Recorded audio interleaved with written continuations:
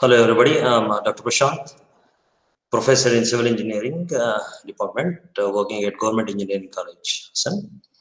As part of the learning management system, an initiative started by Department of Collegiate and Technical Education.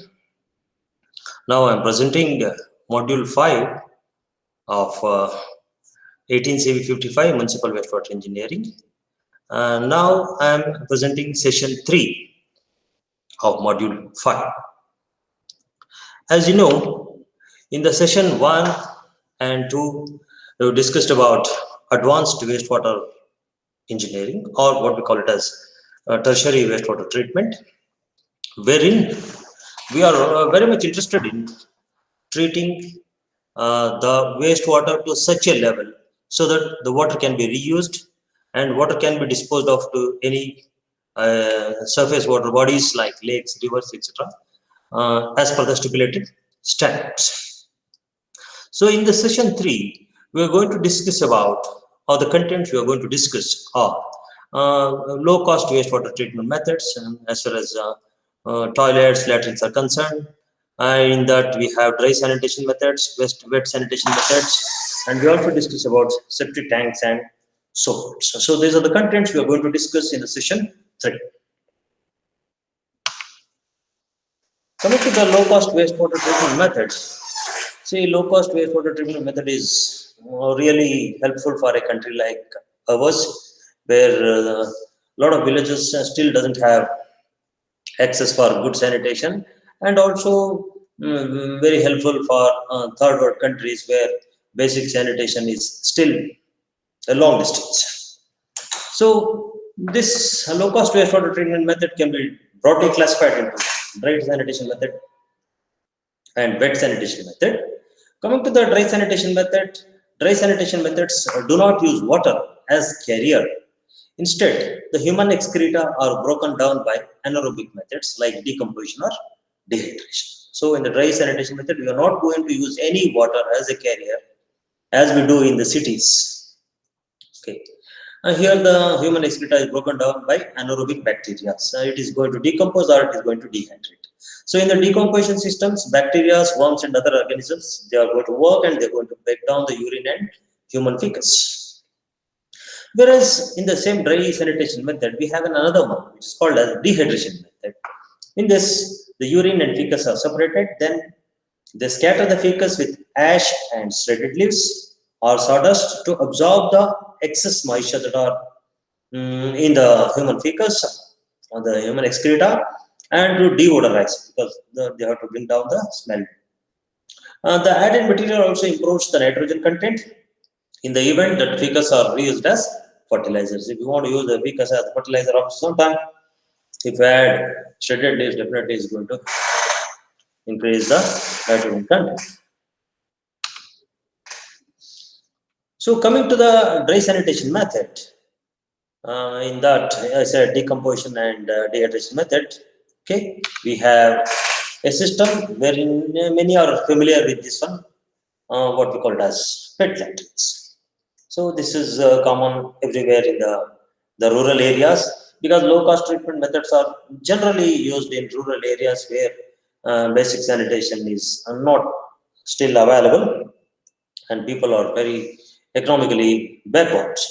What is pit latrines? Pit latrines are the most rudimentary form of sanitation. This is the very basic form of sanitation, very old form of sanitation. What they do is a pit is dug in the ground and it is used to collect the human waste. And as you know, the structures made out of locally available materials. Once the pit is full, it is covered with sediment, and the water table should not be less than 0.5 meters below the surface of the pit, or it could contaminate the groundwater. The open defecation hole attracts the mosquitoes. This is the problem with the pit latrine, because they are going to construct an opening, and through the opening, the people are um, going to use the toilet. Understand? So that open defecation hole, they are definitely going to attract the mosquitoes and flies and produces a very notorious odor.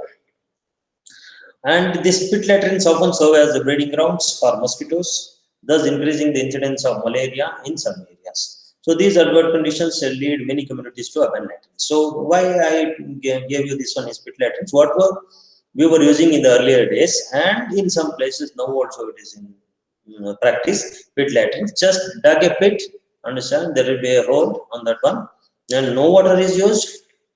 People are going to use that one, listen, they defecate, and defecation hole is, if it is not closed, understand, it is going to produce a ghastly odor, and it attracts mosquitoes and flies, and definitely causes unsanitary conditions. So people started thinking about this pit latrines are not really unhygienic, uh, uh, pit latrines are really unhygienic. So they thought of doing some alterations and some experimentation. The pit latrines, then they came up with another type of latrines is called as two pit latrines or ventilated improved pit. That's called VAP. See, it is as good as pit latrines, but to avoid the odor, listen, they are going to provide ventilated improved pit. And let us see what exactly is this. These latrines are an improvement over traditional latrines. The traditional latrines, what did I show in the previous slide? That has been improved, understand, in two respects, or in two important respects. One, they mitigate noxious odor. We are going to provide a ventilated system so that odor is not in the room, and it will escape to the atmosphere and reduce the number of flies and other insects that plague users of traditional latrines. So in the traditional latrine, these are the two problems generally the people face, and that is noxious odor and the insects. Okay, so that has been avoided in this one. An additional pit has been used. That is why this is two pit latrines or two pit ventilated improved pit. In a VAP latrine, a vent pipe allows fresh air to flow through the latrine, reducing the odor, and the vent also allows the light into the latrine, attracting the insects into the pipe, where they are trapped with the fly screens at the top of the pipe.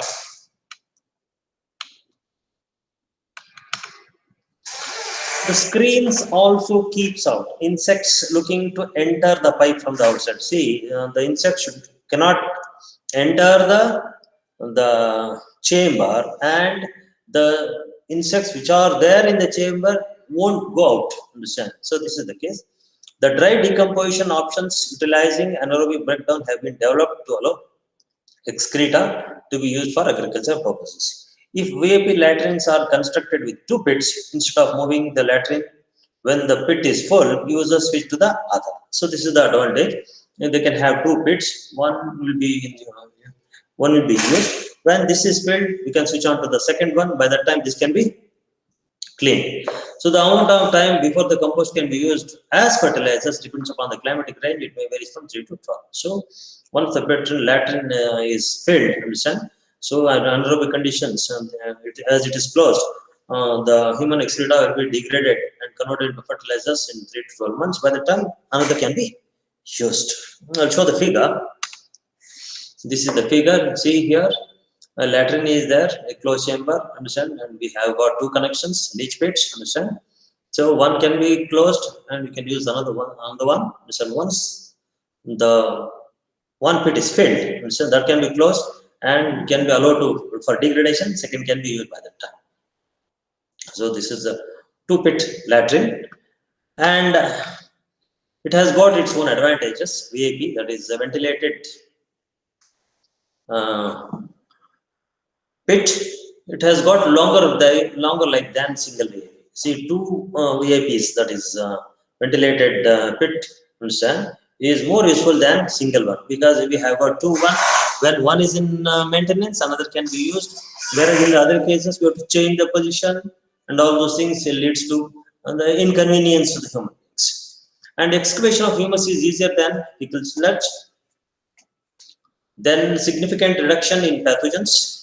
Definitely pathogens will be reduced, and potential for use of stored fecal material as soil conditioners can be allowed for degradation. Flies odors are significantly reduced. It can be built and repaired with locally available material. So these pit latrine systems, whether it is the two or single one, understand it has got its own advantages. Two has got more advantages. And disadvantages, as generally we say, humus has to be removed manually, which is not good. And there is a possible contamination of groundwater. If the groundwater is near the ground, understand, definitely it may contaminate, because the water which is flown through the pit may contaminate the groundwater. And the two system is quite naturally costlier than the single VAP, but reduce operating costs if self-emptied. These are the disadvantages.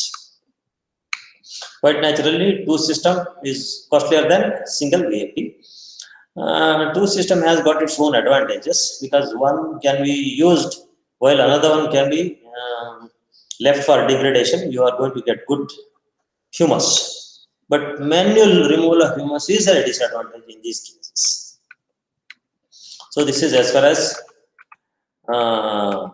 pit latrines. And see, I forgot to show you. This is this one. This is a pit latrine with ventilated improved pit. And here you can see the man is sitting here, and under him there is a pit. Understand? You can have a pit directly under the seat, or you can have away from that one. And air is entering here, and through this pit, as it is open, understand, air enters and it goes out.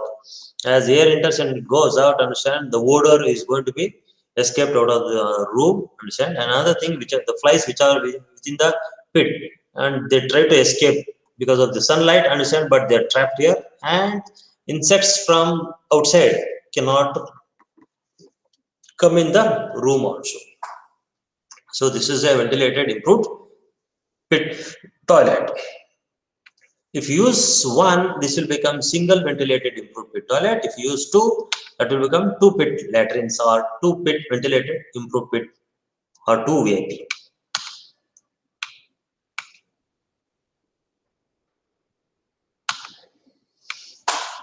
This is the figure, an isometric figure. And I told you about the advantages also. Quite naturally, two pit system or two VAP is better than single VAP. Excavation is easy, and understand, you are going to get well conditioned fertilizer, but costly material. As two has to be constructed, operating the capital cost is really higher than single VAP. So we discussed about the decomposition systems. Let us see the dehydration system. What is the dehydration system? This dehydration system is also a dry system, generally used in villages. Dehydration systems separate urine and human fecus using a special pedestal or urine diversion tank.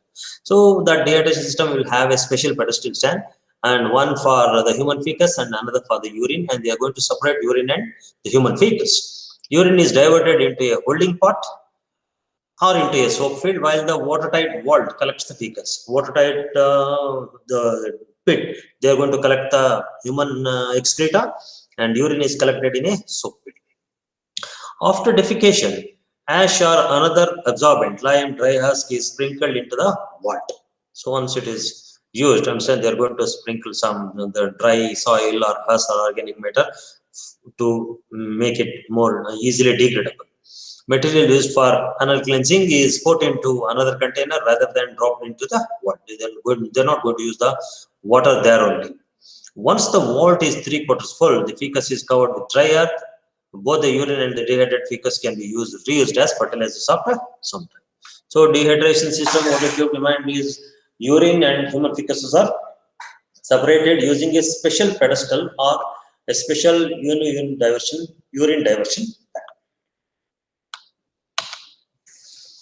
Urine is often used immediately, but it should be ideally good for it should ideally sit for 6 months to ensure that nematode eggs are destroyed. Urine has got some the bacterial the nematode eggs, so we should see that they are not going destroyed. So we have to keep it for some months, Dehydrated fecal should not be used for at least a year. Dehydration can be employed in a wide range of climates due to the specific nature of the technology. However, the most common problem is moisture entering the dehydration chamber or other accidental spills. So children might find the latrines more difficult to use because and block the urine separators also cause problems. So as it has got both the compartments, one for urine and one for defecation, definitely children might find difficulty to use this latrines. So here you can see a figure of dehydration system. Dehydration system is one of the dry systems of toilets. That's where human fecus and urine are separated. See here, there is a special type of the seat. Understand, one for urine, and urine is collected in the urine tank. After some time, urine can be utilized, can be taken to a soak pit. Understand, and whereas the fecuses are taken for the next process of the degradation, or it can be made to degrade there only. Then after some time, once the pit is filled, it can be taken out. So this is what you do understand here, and event pep is always there. And so it's the disadvantage is it's difficult to handle, and especially for children, because they don't know what to do with this. After understanding the wet sanitation methods, dry sanitation methods, we have another type of sanitation system which is called as wet sanitation methods. And we have discussed, we know all these things. Wet sanitation methods utilize water to treat waste. Means wet means we use water. These methods are only recommended for communities that have liberal supply of water. The most widely used model are pour flush latrine. And to tell you frankly, we go to tell you that we are discussing only the low cost treatment methods that can be adopted in economically backward area or rural area. So we are not discussing any water carrier system that are generally used in the city. Okay. So these methods are only recommended for communities that have liberal supplies of water. The most widely used models are pour flush latrine, the aqua privi, and the septic tank. So these are the things, these are the methods, some of the methods that are used in the wet sanitation methods. These systems are usually more expensive than VAP latrine. You know that that is a simple primitive latrine, VAP latrine under a dry system. But these wet sanitation methods are expensive. Primary treatment produces effluent and sludge. The ability to reuse the effluent depends upon household land use.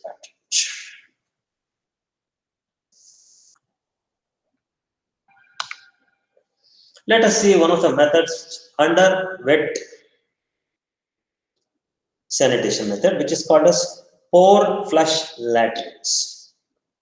As the name or the headline, the heading says, pour flush latrines. It consists of a cover slab and a special pan that provides a water seal. Okay, a slab will be there on the pit and a special pan. Okay, in the special pan, human beings are going to use it. Understand? They do the defecation, and there will be a water seal. A U-shaped pipe is used to maintain the water seal. Approximately 1 to 3 liters of water are needed for each flush. So once it is used, and it has to be flushed using water in a bucket. And so they have to pour the water. That's why it's called pour flush latrines, not the flush latrines that are used in the cities.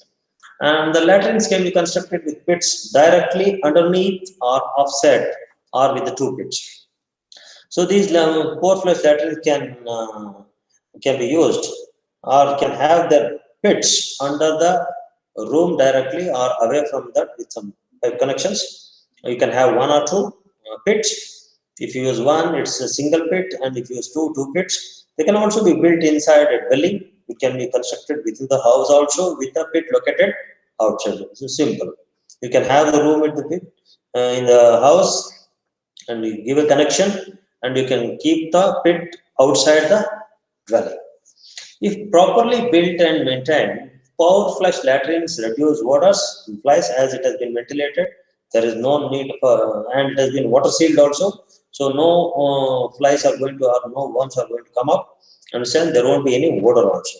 They should be constructed in communities where animal cleansing habits require the use of water. So here are the places where they are going to use these types of power flush latrines. So it has its own advantages and it has the disadvantage also. As a water requirement 1 to 3 liters for every use you need. Water means definitely water has to be abundant, and cost is fine because pan has to be constructed and a water seal has to be done. So higher cost as compared to the traditional one, and there is a problem of clogged pipes. The pore flush latrine is used in parts of Asia, where the economically backward people are living, and in Caribbean islands also, and most widely in India also, where it is called Suluk toilet. The Suluk toilet replaced the bucket system. Initially, we were using bucket system, saving more than 60,000 people, mostly women, from manually handling these human excreta. In addition, public pore flush latrines connected to biogas plants generate electricity also. If you degrade the human feces anaerobically, as we discussed in the module 4, anaerobic degradation of organic material leads to the formation of methane and carbon dioxide. Understand? So, biogas definitely you can burn it and you can generate the electricity. So, this is the figure of a pore flush latrine. Disadvantage, as said in the previous slide also, again I am telling here, it is a higher water requirement, higher cost, and problems caused by plug. See, a man is squatting here, understand? So there is a pan, and this pan has got a U-shaped pipe, and U-shaped pipe has got water seal there, understand? So water is not going to come from the pit. You can have the pit directly under the dwelling or the room, or you can have the pit away from the dwelling, understand? You can have a connection through the pipes, understand? And there is a removal slab over the pit for emptying or handling, understand? So once the pit is filled and degraded after usage of 1 or 2 years, this can be cleaned and reused. So this is called pore flush latrines. The difference there is, understand, there we in the dry latrines we are not using any water seal, and here this has got water seal, understand. So in the dry, we are not going to use any water. Understand? Here water is used to flush the human excreta. There is another, this one, a modification of this one is called aqua privi. Aqua privi is a type of aseptic tank in call. It is an underground watertight tank. So the line says it is an underground. It is under the ground, white, watertight. So no joints, no leakages, filled with water, which is connected to a flush toilet or defecation hole. The tank is located directly underneath the toilet and separates solid matter from liquids. The tank is located directly underneath the toilet, under the toilet. The tank can also be used to dispose of grey water. For the disposal of grey water, it can be used. Over the time, the solid matter in the tank degrades anaerobically and produces methane and a soak field absorbs the effluent. However, sludge must be removed from the tank every 1 to 5 years. So, whatever the sludge which is filled there has to be taken out. Once it is filled, it may take 1 to 5 years. Usually, a vacuum tanker or a service crew performs this difficulty and potentially dangerous task. A bucket of water must be poured down the pipe daily to clear any buildup. So, the pipes has to be cleaned very well and it has to be flushed thoroughly. If operated properly, there are usually no problems with flies or odors. In the case of aqua privi, the soak fields used by aqua privis and septic tanks can also cause. So the soak fields where we use the what they get water from the aqua privis and they may cause problems. This is the aqua privi. You can see here, a human being is defecating, understand, and the pipe is under the water, understand? So there is a water scene. The flies are not going to come up. There is no odor, understand? The pipe is there, understand? And it's a sealed tank. And outlet is there for the effluent, understand? The water goes away and it goes to the soak pit, understand? So soak pit has to be constructed very well, otherwise it may going to contaminate the groundwater, understand? And then vent pipe has been provided because anaerobic degradation of the human excreta, understand, leads to the formation of biogas, that is H2S, CO2, and CH4. So definitely we have to vent it out. So vent has been provided, understand. So if you use this properly, definitely it is not going to have any impact. This is the aqua privy.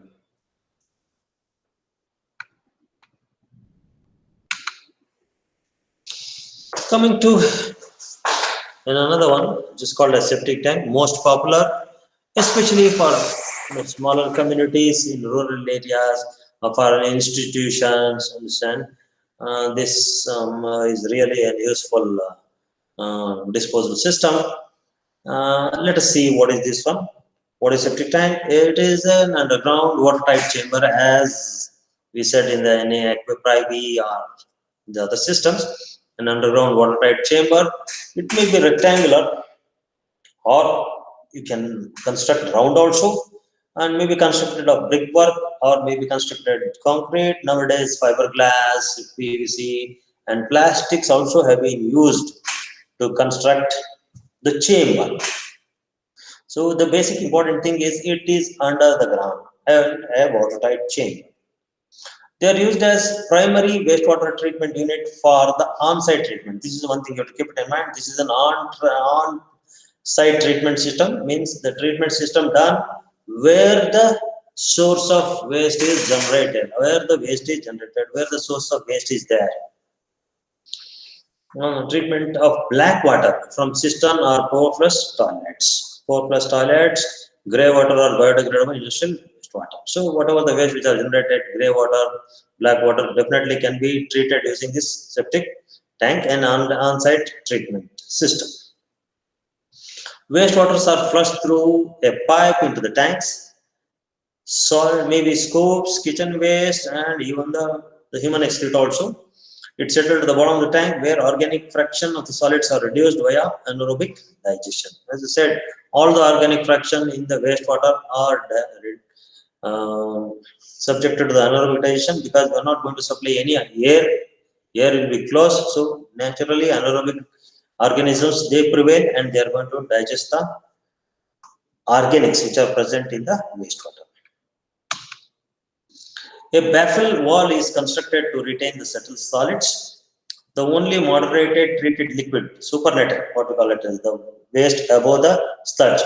It flows out of the tank on the opposite side of the inlet and is either infiltrated into the soil, or it can be taken to a soak pit or a leach field or a mound via a simplified sewer system to a centralized treatment system. So baffle well has to be constructed, and whatever the supernatant which comes above that is taken for soak pit, where it is infiltrated into the ground. Once in every few years, the accumulated sludge in the bottom of the chamber needs to be dug and disposed correctly. So this is also, it works on the same principles as we discussed in the previous, in this one, Aquaprivi. This is the figure. See, an inlet is coming, an inlet, maybe both black water, the gray water, both are taken, and here. So the heavier mass, they are going to settle at the bottom, and water flows, and the baffle wall has been constructed here, understand? And through the baffle wall, there is a opening, and water is going to move there, understand? Sludges are going to collect here. It is a closed container, a wall has been provided for gas, and the supernatant water, the water which is above, is taken for outlet, taken to the outlet, and it is not disposed of directly to a nearby river. It is taken to a soak pit where it is made to infiltrate the ground. Understand? And whatever the sludge which are collected in the bottom, they anaerobically degrade, produces gas, and gas will escape through the gas water, this one, system.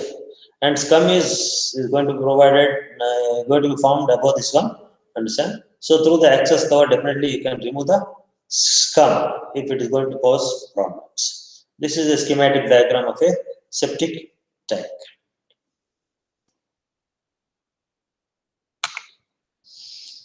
This is how the reactions takes place in this one. Understand? As I said, baffle wall is there and inflow is there. A lot of activity, bubbles will be there, and the system, the mixture is going to be mixed. Understand? Sludge is settled at the bottom. Reaction takes place. Anaerobic bacteria, as I said in the previous slides, hydrolysis takes place. Then the acidogenesis and acetogenesis. Understand? And the production of methane, and the methane gas escapes through the outlet, and the water which is above that one, free from these organics, understand, it will be taken out and taken for outflow. It is not disposed directly, as it has got bacterial population and some solids. It is taken to the soak pit.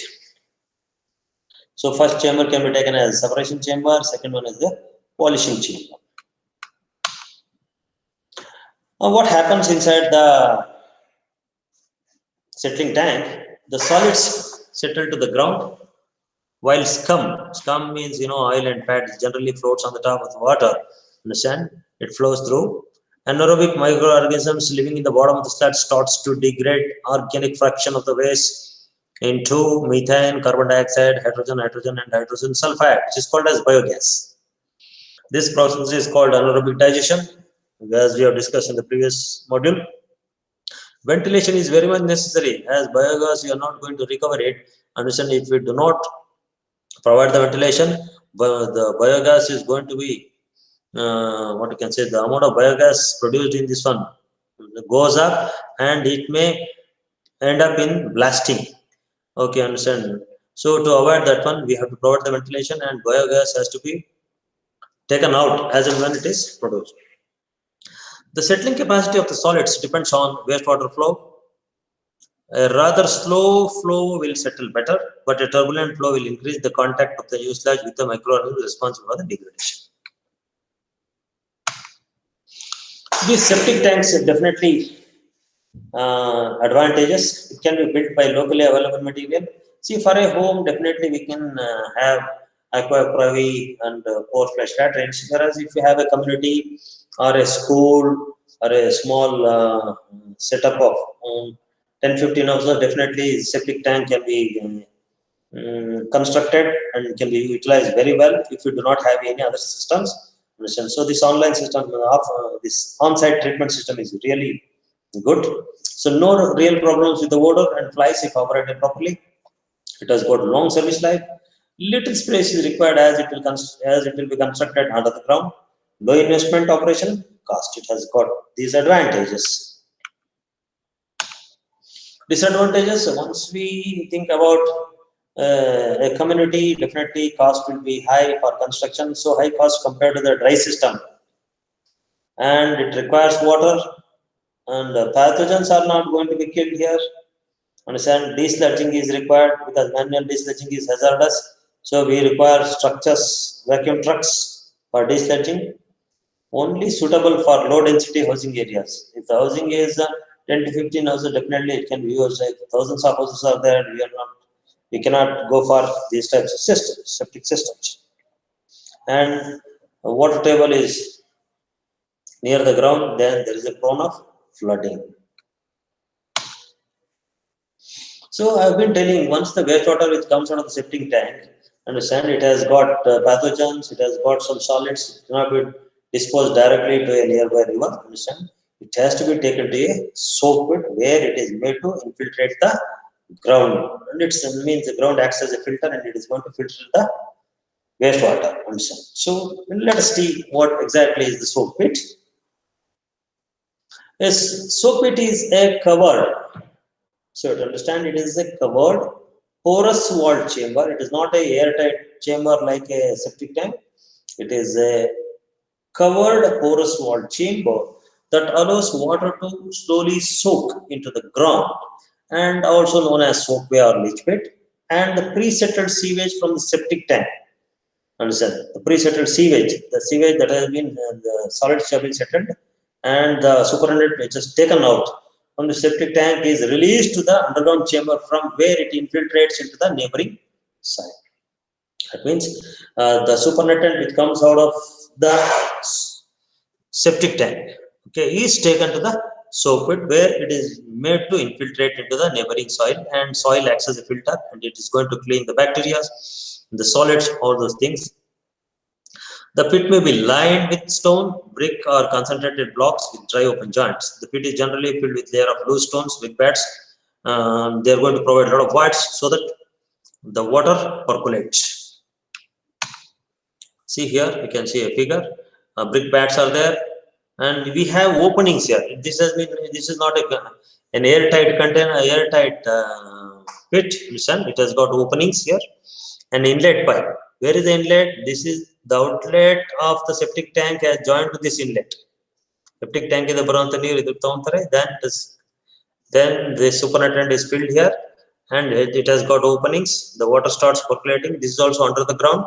Listen, when it is moving in the ground, soil acts as a filter, and it is going to filter the bacteria, the contaminants, solids, suspended solids, all types of things.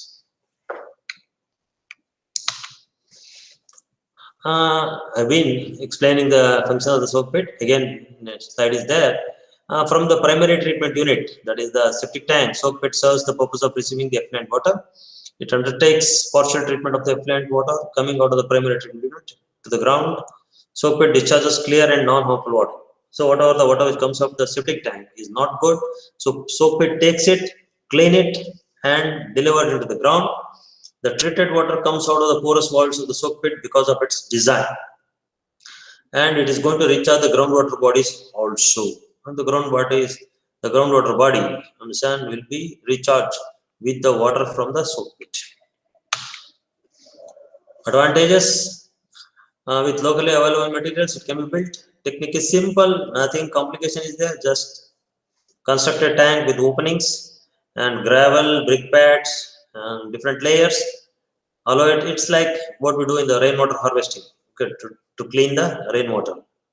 The technique is simple to apply. It requires small land area. The groundwater bodies are also recharged by it. It has got low operating cost. It's not a costly affair at all. It has got some disadvantages. The disadvantages are: to prevent clogging, primary treatment is required. You cannot, without the septic tank or without any primary treatment, we cannot take the water directly to this one. Otherwise, there it is going to block the soak pit, and it is going to block even the soil, the nearby soil also. It may sometimes negatively affect the groundwater with and the soil property, because we are using sewage. So definitely, it may come in contact with sometimes groundwater, and it may change the quality of the soil.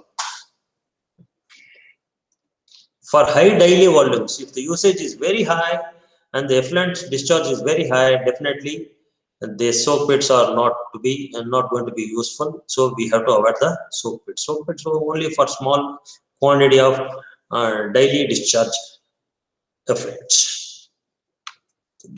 So this is what I wanted to tell you in this section 3. So these are the references used. Thank you.